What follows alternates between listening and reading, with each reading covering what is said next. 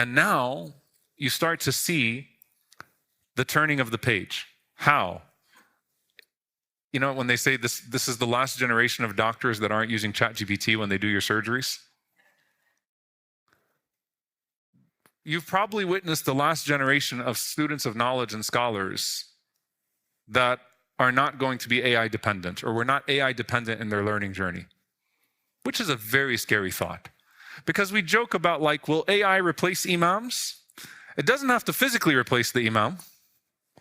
It could also just be that the khutbah is entirely read off of a prompt. And that becoming a scholar or becoming an imam, a leader in the community, is entirely based on how well you can prop and how well you can prep and how well you can preach.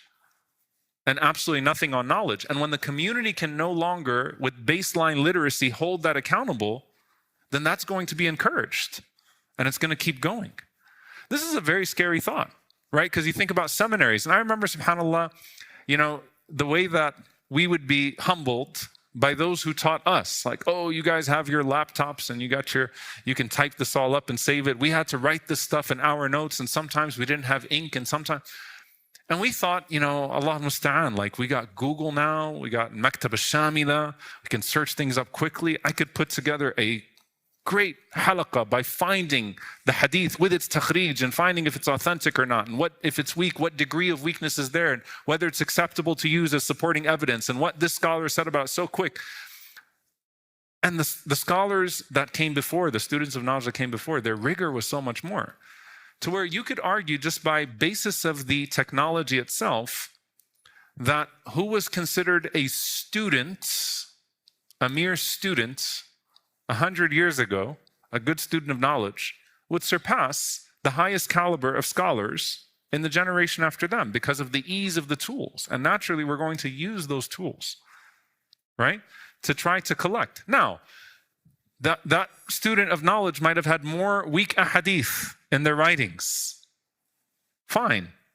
But the depth of their knowledge would have certainly been greater because of what would have to be done in order to actually acquire that knowledge. And so the Prophet ﷺ talks about this quiet, right, loss of scholarship amongst the community, where the scholars start to pass away. The books don't disappear. The Qur'an is more accessible than ever. You have books of hadith, you have more information, more literacy than ever. But the Prophet ﷺ mentions قَبْضِ الْعِلْمِ بِقَبْضِ الْعُلَمَاءِ, that knowledge is removed not from paper, but it's removed from people. Because people are the carriers of knowledge. The same reason why Allah Azza wa Jal did not answer the objection, or to the objection of the people. Why didn't He just send an angel to teach the people in this period? But He sent prophets, He sent human beings that taught vehicles, embodied that message, and served as examples. Okay? So the hadith can remain, but the meaning is lost. The books can remain, but the meaning is lost. The information remains, but those that can properly interpret the information and process it are gone.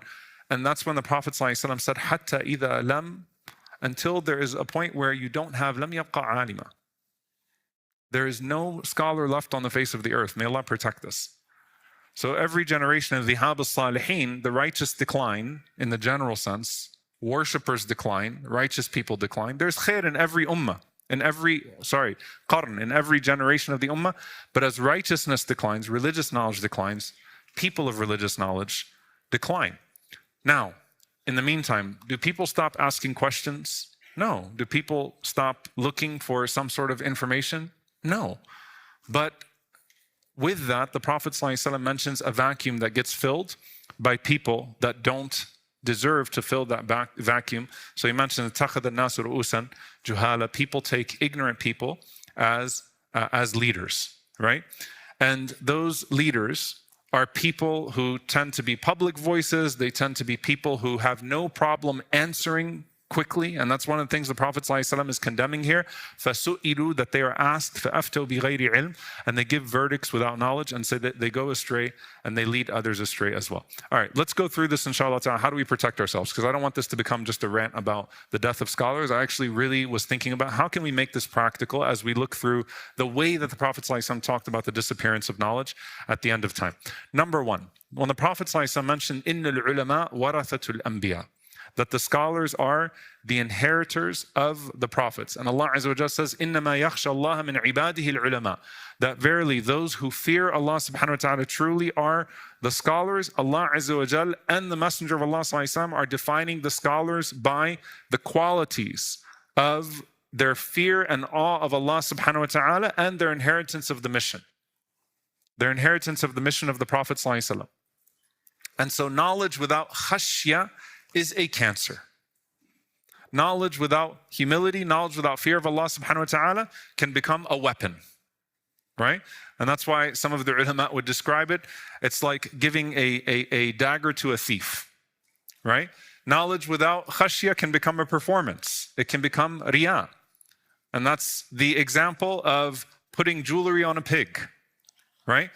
Knowledge without khashya can actually become a means by which you enter into hellfire. When the Prophet ﷺ mentioned that knowledge, that whoever takes the path of knowledge, and subhanAllah, salaka tariq, that person took a path of knowledge, that's not someone that scrolls and that clicks on something. It's someone that actually really dedicates themselves to a system of knowledge. Allah Azza wa Jal facilitates for them the path to paradise. In the narration of Ibn Mas'ud radiallahu ta'ala anhu, whoever seeks knowledge, لِيَصْرِفَ إِلَيْهِ وُجُوهَ النَّاسِ, first and foremost, to turn the faces of the people towards him. Meaning what? Performance, riyah, that this is a means of validation, this is a means of followers, this is a means of influence.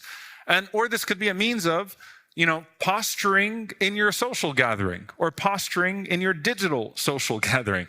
But it's a means of posturing, right? Or to shame someone who is ignorant. To put someone down. Then it becomes a place of kibr, right? Pride. Or to argue with the scholars, to argue with people that are actual ulama, right? I don't like what you're saying. Why don't I like? No, you don't know what you're talking about. Let me get this chat GPT right quick, get my prompt. No, but there's a hadith that says this, this, and this, and that. You don't know what you're talking about. Putting people down. So you're either using it for riyah, or you're using it for kibr, or you're using it for ujb. And the Prophet ﷺ is mentioning to us that person, أَدْخَلَهُ اللَّهُ النَّارَ, that person will enter into hellfire. So what was meant to be a path to paradise becomes a path to hellfire instead. So the Qur'an does not define scholarship by what you know, it actually defines scholarship by how much you internalize. The same way that the Qur'an speaks of divine revelation, because ilm is the carrying of revelation, and it is the transmission of revelation and what is derived from revelation, right? And so the minute that you depart from that internally, then the exterior becomes as superficial as the world around you, and that can become a means by which you use things for the wrong purposes.